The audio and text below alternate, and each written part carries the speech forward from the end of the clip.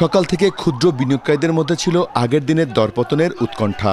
মাত্র 2 ঘন্টা লেনদেনের মাথায় সূচক 550 পয়েন্টেরও বেশি পতন হলে ক্ষুদ্র বিনিয়োগকারীরা রাস্তায় বিক্ষোভ প্রদর্শন শুরু করে।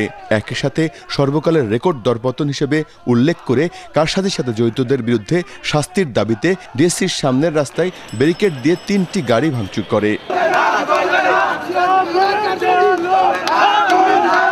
আমাদের এই দেশে যত রকম প্রবলেম হয় সব প্রবলেম হয় যারা দরিদ্র নিপীড়িত আমাদের মতো যারা ছোট ইনভেস্টর তাদের উপরে। স্পিডে নিউজ দাও, এটা রাইট শেয়ার নিউজ দাও, এসব করে বাড়ায়া ওরা কইছে কি হাজার কোটি টাকা দিন মাইরা দিছে।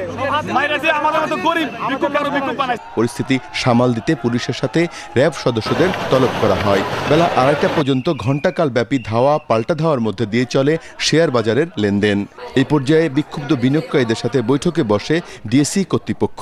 শেয়ার বাজারের চেক নগদায়ন না হওয়া পর্যন্ত শেয়ার কেনা বন্ধ রাখার পাশাপাশি দিনের বেচা শেয়ারের অর্থে নতুন শেয়ার কেনা বন্ধ রাখার সিদ্ধান্তের কারণেই এই পরিস্থিতি তৈরি হয়েছে বলে অভিযোগ করে বিনিয়োগকারীরা।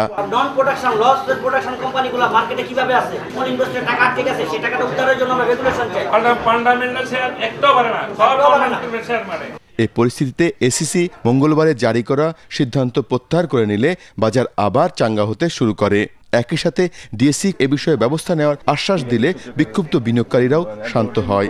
এসিসির কাছ থেকে দুটো নির্দেশ পেয়েছিলাম, এটা তারই প্রতিফলন কিনা আমি ঠিক জানি না, তবে এই আজকে আপনাদের বাজারের অবস্থা দেখে এসিসি ইতিমধ্যেই তাদের দুটো সার্কুলারই রহিত করেছেন। তার প্রেক্ষিতে ইতিমধ্যেই আবার মার্কেট এখন উপরের দিকে উঠছে। শেষ মুহূর্তে বাজার শান্ত হলেও সাধারণ সূচকের পতন ছিল 134.34 পয়েন্ট। একই সাথে লেনদেনের পরিমাণও আগের দিনের তুলনায় 90 কোটি টাকা কম হয়। আরিফ হোসেন, এটিএন বাংলা, ঢাকা।